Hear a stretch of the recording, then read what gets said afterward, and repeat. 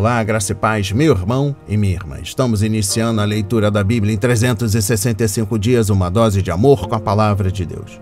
Hoje, no 207º dia, eu trago para leitura e comentários bíblicos os livros de 2 de Reis, capítulo 8, o livro do profeta Isaías, capítulo 59, e o livro do apóstolo Marcos, capítulo 16.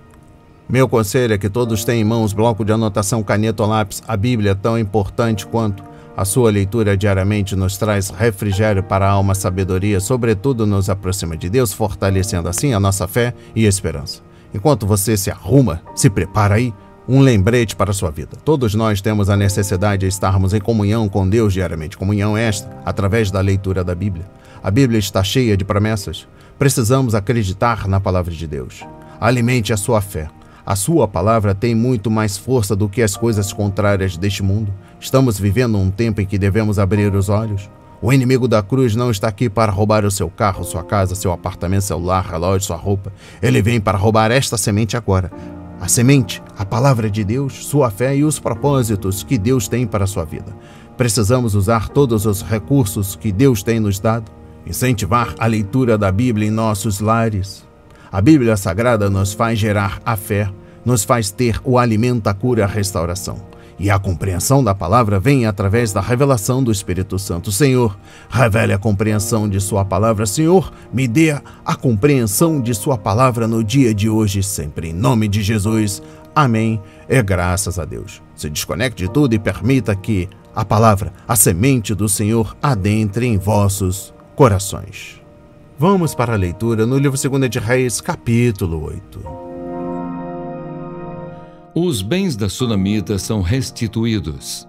Eliseu falou àquela mulher cujo filho ele havia restaurado a vida, dizendo: levante-se e saia daqui com os membros de sua casa e fique peregrinando onde você puder peregrinar, porque o Senhor determinou que haverá uma fome neste país, a qual irá durar 7 anos. A mulher se levantou e fez segundo a palavra do homem de Deus. Saiu com os de sua casa e peregrinou durante 7 anos na terra dos filisteus. Ao final dos 7 anos, a mulher voltou da terra dos filisteus e foi falar com o rei para reclamar a sua casa e as suas terras. O rei estava falando com Geazi, o servo do homem de Deus, dizendo: conte-me todas as grandes obras que Eliseu tem feito. Ele estava contando ao rei como Eliseu havia restaurado a vida um morto, quando a mulher cujo filho ele havia restaurado a vida chegou para reclamar a sua casa e as suas terras. Então Geazi disse: ó rei, meu senhor, esta é a mulher, e este é o filho dela, a quem Eliseu restaurou a vida. O rei interrogou a mulher e ela lhe contou tudo. Então o rei colocou um oficial à disposição da mulher e lhe deu a seguinte ordem: faça com que lhe seja restituído tudo o que era dela, inclusive todas as rendas do campo, desde o dia em que deixou a terra até agora. Eliseu e Azael de Damasco. Eliseu foi a Damasco. Ben-Hadad, o rei da Síria, estava doente e lhe anunciaram dizendo: o homem de Deus chegou aqui. Então o rei disse a Azael: pegue um presente e vá encontrar-se com o homem de Deus. Por meio dele, pergunte ao Senhor Deus se vou sarar desta doença.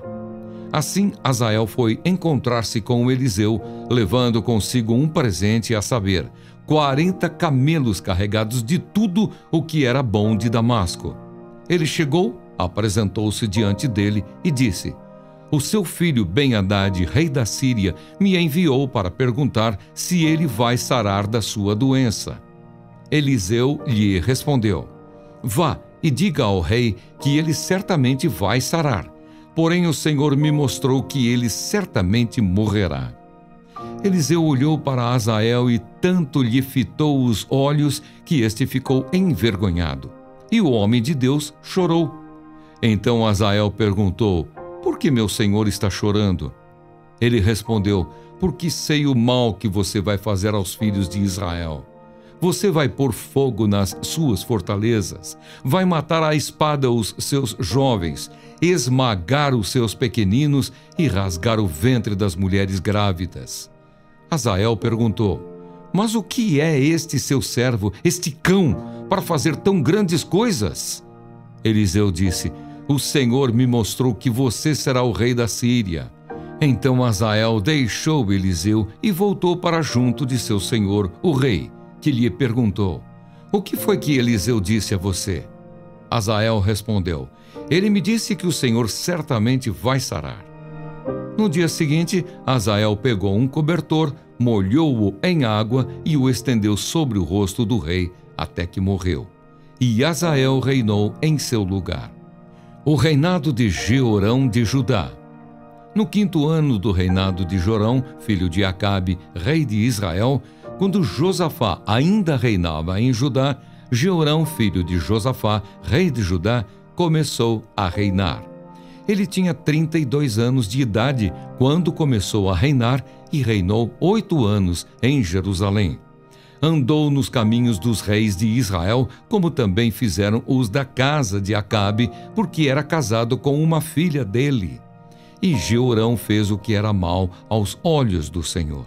Porém, o Senhor não quis destruir Judá por amor a Davi, seu servo, segundo a promessa que lhe havia feito de dar uma lâmpada a ele e aos seus filhos para sempre. Nos dias de Jeorão, os edomitas se revoltaram contra o poder de Judá e constituíram o seu próprio rei. Por isso Jeorão foi a Zair com todos os seus carros de guerra. Ele se levantou de noite e atacou os edomitas que o cercavam e os capitães dos carros de guerra. Mas o povo de Jeorão fugiu para as suas tendas. Assim Edom se rebelou para se livrar do poder de Judá até o dia de hoje. Na mesma época, a cidade de Libna também se rebelou. Quanto aos demais atos de Jeorão e a tudo o que ele fez, não está tudo escrito no livro da história dos reis de Judá? Jeorão morreu e foi sepultado nos túmulos de seus pais, na cidade de Davi. E Acasias, filho de Jeorão, reinou em seu lugar. O reinado de Acasias de Judá.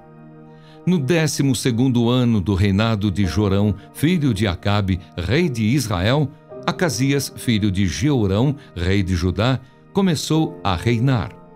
Acasias tinha 22 anos de idade quando começou a reinar e reinou 1 ano em Jerusalém. A mãe dele, que era filha de Onri, rei de Israel, se chamava Atalia. Acasias andou no caminho da casa de Acabe e fez o que era mal aos olhos do Senhor, como os da casa de Acabe, porque era casado com uma filha dele. Acasias foi com Jorão, filho de Acabe, a Ramote-Gileade, para guerrear contra Hazael, rei da Síria, e os sírios feriram Jorão. Então o rei Jorão voltou para Jezreel, para curar-se das feridas que os sírios lhe fizeram em Ramá, quando lutou contra Hazael, rei da Síria. E Acasias, filho de Jeorão, rei de Judá, foi a Jezreel para visitar Jorão, filho de Acabe, que estava doente. Amém. Compreendendo o livro 2 de Reis, capítulo 8, exposição bíblica dos versículos 1 e 2. A mulher rica de Sunem e sua família nos são apresentadas em 2 de Reis, capítulo 4, versículos 8 a 37.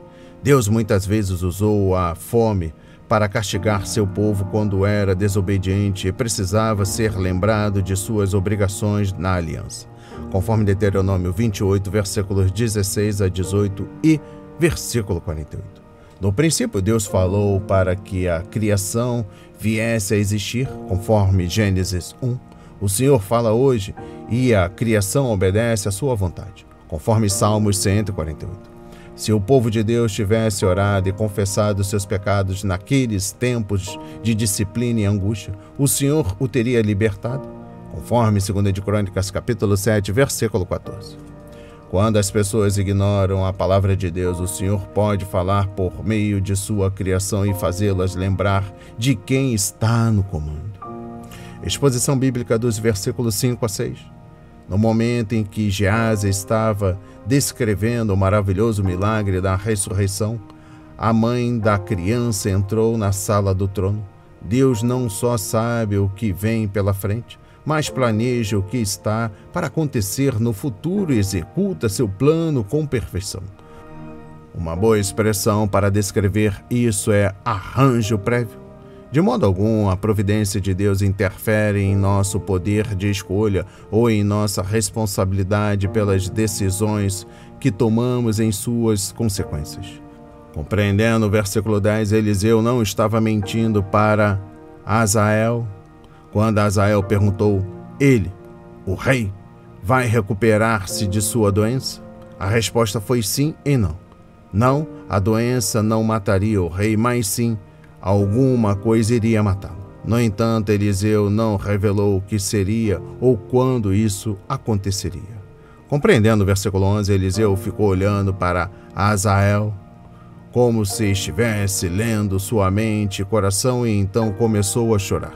O Senhor lhe havia mostrado parte da violência do derramamento de sangue que Azael cometeria, atos brutais que eram práticas normais na guerra antiga. Conforme capítulo 15, versículo 16, Oséias 13, versículo 16 e Amós 1, versículos 3 a 5. Compreendendo o versículo 15, mesmo antes de anunciar a grande promoção de Azael, Eliseu talvez tenha visto no coração dele seu plano de assassinar o rei? Ou será que as palavras do profeta despertaram o desejo no coração de Azael? De qualquer maneira, Eliseu não deveria ser culpado pela decisão que Azael tomaria. Exposição bíblica dos versículos 16 a 24. O escritor do livro de 2 de Reis não seguiu uma cronologia estrita, e este é um exemplo claro disso. O translado de Elias para o céu está registrado em 2 de Reis, capítulo 2, versículo 11, mas o rei Jeorão de Judá, filho de Josafá, é mencionado em 2 de Reis, capítulo 1, versículo 17. Isso significa que Elias estava vivo e ministrando durante a primeira parte do reinado de Jeorão. Não sabemos quanto tempo se passou entre a ascensão de Jorão, rei de Israel, conforme capítulo 1, versículo 17, e os eventos registrados no capítulo 2 que levaram ao translado de Elias. Contudo, sabemos que Elias se correspondeu com o rei Jeorão de Judá. Conforme 2 de Crônicas, capítulo 21, versículos 12 a 15. E eu encerro a compreensão do livro 2 de Reis, capítulo 8, com a exposição bíblica dos versículos 28 a 29. Porque o escritor nos dá detalhes aparentemente triviais? Para que saibamos que o Senhor estava reunindo as pessoas que seriam mortas por causa de seus pecados. Por meio desta visita, Deus provocou a queda de Acázias, conforme 2 de Crônicas, capítulo 22, versículo 7. Ter o rei de Judá e o rei de Israel juntos em um só lugar faria com que fosse fácil para Jeú obedecer ao mandamento do Senhor, conforme 2 de Reis, capítulo 9, versículos 14 a 15. Vamos para a leitura no livro do profeta Isaías, capítulo 59. Confissão da maldade nacional. Eis que a mão do Senhor não está encolhida para que não possa salvar, e o seu ouvido não está surdo para não poder ouvir.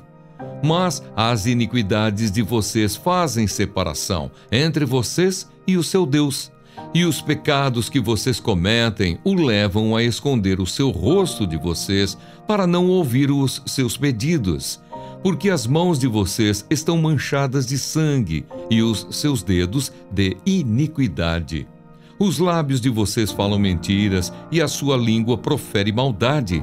Não há ninguém que clame pela justiça, ninguém que compareça em juízo pela verdade. Confiam no que é nulo e andam falando mentiras. Concebem o mal e dão à luz a iniquidade. Chocam ovos de cobra e tecem teias de aranha. Quem comer os ovos morrerá, e se um dos ovos é quebrado, sai uma víbora. As suas teias não servem para fazer roupa, ninguém pode se cobrir com o que eles fazem. As obras deles são obras de iniquidade, e atos de violência estão nas suas mãos. Os pés deles correm para o mal, são velozes para derramar sangue inocente. Os pensamentos deles são pensamentos de iniquidade. Nos seus caminhos há ruína e destruição. Não conhecem o caminho da paz, nem a justiça nos seus passos. Fizeram para si veredas tortuosas. Quem anda por elas não conhece a paz. Por isso o juízo está longe de nós, e a justiça não nos alcança. Esperamos pela luz, e eis que há só trevas. Esperamos pela claridade, mas andamos na escuridão. Apalpamos as paredes como cegos, sim, como os que não têm olhos, andamos apalpando. Tropeçamos ao meio-dia como nas trevas, e entre os robustos somos como os mortos. Todos nós bramamos como ursos e gememos como pombas. Esperamos o juízo, mas ele não aparece. Esperamos a salvação, mas ela está longe de nós, porque as nossas transgressões se multiplicam diante de ti e os nossos pecados testificam contra nós. As nossas transgressões estão conosco e conhecemos as nossas iniquidades. Temos sido infiéis e mentimos contra o Senhor. Nós nos afastamos do nosso Deus, pregamos a opressão e a rebeldia, proferimos palavras de falsidade que concebemos em nosso coração. Por isso o direito se retirou e a justiça se pôs de longe, porque a verdade anda tropeçando pelas praças e a retidão não pode entrar. Sim, a verdade sumiu, e quem se desvia do mal é tratado como presa. O Senhor viu isso e desaprovou o fato de não haver justiça. Viu que não havia ninguém e maravilhou-se de que não houvesse um intercessor. Por isso o seu próprio braço lhe trouxe a salvação e a sua própria justiça foi o seu apoio. Vestiu-se de justiça como de uma couraça e pôs o capacete da salvação na cabeça. Pôs sobre si a veste da vingança e se cobriu de zelo como de um manto. Segundo as obras deles, assim retribuirá. Aos seus adversários, furor. Aos seus inimigos, o que merecem. Às terras do mar, a devida recompensa. Assim temerão o nome do Senhor desde o poente e a sua glória desde o nascente do sol. Pois virá como torrente impetuosa, impelida pelo Espírito do Senhor. O Redentor virá a Sião e aos de Jacó que se converterem, diz o Senhor. Quanto a mim, esta é a minha aliança com eles, diz o Senhor. O meu Espírito que está sobre você e as minhas palavras que pus na sua boca não se desviarão dela, nem da boca de seus filhos, nem da boca dos filhos de seus filhos, desde agora e para todo o sempre, diz o Senhor. Amém. Compreendendo o livro do profeta Isaías, capítulo 59, Deus mostrou que havia muita injustiça na terra, com os ricos explorando os pobres e os governantes usando sua autoridade apenas para enriquecer. As pessoas estavam levantando as mãos para adorar a Deus, mas suas mãos estavam manchadas de sangue, conforme capítulo 1, versículos 15 e 21. O Senhor não poderia responder às suas orações porque seus pecados escondiam dela o rosto dele. Compreendendo o versículo 4, aqui está o conflito entre a verdade e as mentiras, semelhante ao que acontece hoje. Isaías comparou os governantes ímpios com mulheres grávidas, dando à luz o pecado, conforme Salmos 7, versículo 14, e Isaías 33, versículo 11. Com cobras chocando seus ovos e aranhas tecendo suas teias, conforme capítulo 59, versículos 5 e 6. Aquilo que eles dão à luz irá apenas destruí-los, conforme Tiago 1, versículos 3 a 15, e suas lindas teias de mentiras nunca poderão protegê-los. Exposição bíblica dos versículos 9 a 11. As pessoas que vivem de mentiras não sabem para onde estão indo. Quando a confiança se quebra, ela provoca uma barreira e a justiça e a honestidade não conseguem avançar. conforme versículos 12 a 15. Deus não se agrada da injustiça e ele fica contrariado ao ver que nenhum dos seus intercede ou intervém, conforme Provérbios 24, versículos 11 a 12. Assim, o próprio Senhor interveio e levou os babilônios a destruírem Judá e Jerusalém, dando ao seu povo uma lição, e de que ninguém pode desprezar a lei de Deus e sair impune. E eu encerro a compreensão do livro do profeta Isaías, capítulo 59, trago o versículo 20. O juízo de Deus contra seu povo foi um prenúncio daquele dia final do Senhor, quando todas as nações serão julgadas. Quando tudo estiver acabado, então o Redentor virá a Sião e o reino glorioso será estabelecido. Israel não será apenas o povo escolhido de Deus, mas o povo purificado do Senhor. E a sua glória se irradiará do Monte Sião. Vamos para a leitura no livro do apóstolo Marcos, capítulo 16. A ressurreição de Jesus. Passado o sábado, Maria Madalena, Maria mãe de Tiago e Salomé compraram óleos aromáticos para ungir o corpo de Jesus. E bem cedo, no primeiro dia da semana, ao nascer do sol, foram ao túmulo. Diziam umas às outras: quem nos removerá a pedra da entrada do túmulo? E olhando, viram que a pedra já estava removida. É que a pedra era muito grande. Entrando no túmulo, viram um jovem sentado ao lado direito, vestido de branco, e ficaram atemorizadas. Ele, porém, lhes disse: não tenham medo, vocês procuram Jesus, o Nazareno, que foi crucificado. Ele ressuscitou, não está aqui. Vejam o lugar onde o tinham colocado. Mas vão e digam aos discípulos dele e a Pedro que ele vai adiante de vocês para a Galileia. Lá vocês o verão, como ele disse. E saindo elas, fugiram do sepulcro, porque estavam tomadas de temor e assombro, e não contaram nada a ninguém, porque estavam com medo. Jesus aparece a Maria Madalena. Havendo Jesus ressuscitado de manhã cedo, no primeiro dia da semana, apareceu primeiro a Maria Madalena, da qual tinha expulsado 7 demônios. E partindo ela, foi anunciá-lo àqueles que, tendo sido companheiros de Jesus, estavam tristes e choravam. Estes, ouvindo que ele vivia e que tinha sido visto por ela, não acreditaram. Jesus aparece a 2 discípulos. Depois disso, Jesus manifestou-se em outra forma a 2 deles, que estavam a caminho do campo.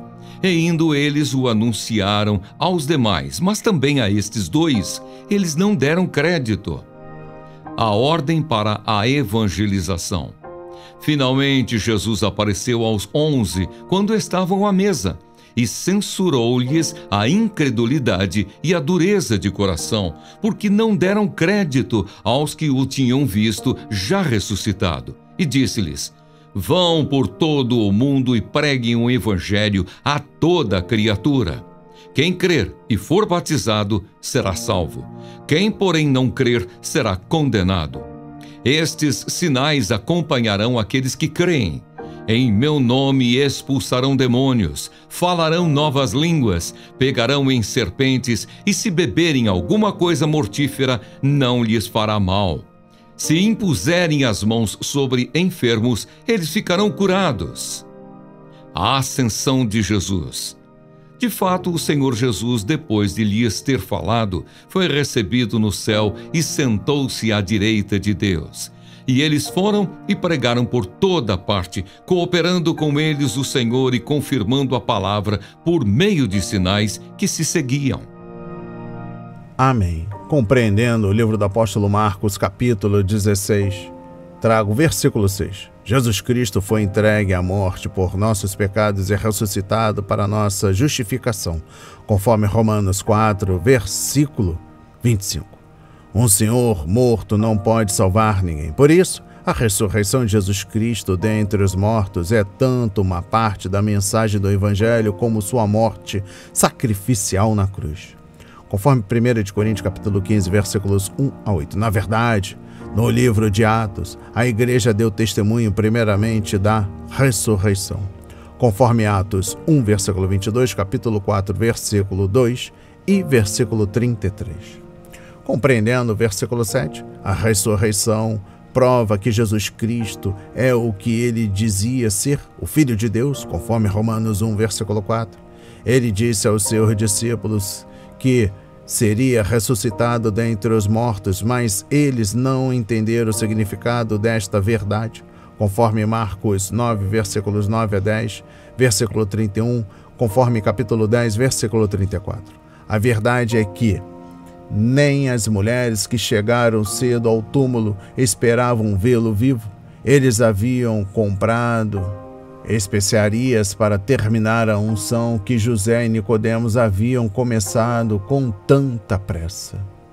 Exposição bíblica dos versículos 9 a 14. A ênfase aqui está na incredulidade dos discípulos que estavam lamentando e chorando em vez de se alegrarem com a boa notícia. Isso aconteceu porque eles tinham um preconceito contra o testemunho das mulheres? Talvez, pois o depoimento de uma mulher não era muito acreditado na sociedade da época, tanto que elas não podiam testemunhar nos tribunais judaicos. Mas, mesmo quando os 2 discípulos de Emaús deram seu testemunho, nem todos acreditaram. Compare Marcos 16, 33 com Lucas 24, versículos 33 a 35. Ao que parece, havia divisão no cenáculo até o próprio Jesus aparecer entre eles. Exposição bíblica dos versículos 15 e 16. A leitura superficial destes versículos pode sugerir que os pecadores devem ser batizados para ser salvos, mas esta interpretação equivocada desaparece quando observamos a ênfase está em crer. Se a pessoa não crê, ela é condenada, mesmo que tenha sido batizada, conforme João 3, versículos 16 a 18 e versículo 36. Esperava-se na igreja primitiva que os cristãos fossem batizados, conforme Atos 2, versículo 41 e capítulo 10, versículos 44 a 48. Exposição bíblica dos versículos 17 e 18. Grande parte dos sinais listados aqui aconteceu nos dias dos apóstolos e está registrada no livro de Atos. O que temos que mais se aproxima de pegar em serpentes é a experiência de Paulo em Malta, conforme Atos 28, versículos 3 a 6. Mas não dispomos de nenhum registro bíblico dando conta de que alguém que tenha bebido veneno sobreviveu. Sem dúvida, Deus realizou muitas maravilhas das quais não temos conhecimento, mas ficaremos sabendo sobre elas no céu. É trágico quando pessoas bem-intencionadas, mas sem instrução e discernimento, afirmam realizar esses sinais e depois morrem por causa de picadas de cobras ou veneno. Claro, a desculpa dada é que elas não tinham fé suficiente, mas tudo que não provém da fé é pecado, conforme Romanos 14, versículo 23. Portanto, elas simplesmente não deveriam ter feito isso. E eu encerro a leitura da Bíblia e também da compreensão do livro do apóstolo Marcos, capítulo 16, com o versículo 19. A ascensão de Nosso Senhor marcou a conclusão do seu ministério terreno e o início de seu novo ministério no céu, como sumo sacerdote e advogado para o seu povo, conforme Hebreus 7 a 10, 1 João 2, versículos 1 a 3. A direita de Deus é o lugar de honra e autoridade, conforme os Salmos 110, versículo 1 e 1 de Pedro, capítulo 3, versículo 22. Nosso Senhor é como Melquisedeque, rei da justiça e rei da paz, conforme Gênesis 14, versículos 17 e 19 e Hebreus 7, versículo 2. Um de seus ministérios celestiais é o de capacitar seu povo para fazer sua vontade, conforme Hebreus 13, versículos 20 a 21. É justo que o evangelho do servo termine com esta referência ao trabalho, assim como é justo que o livro de Mateus, o evangelho do rei, termine com uma referência à sua grande autoridade.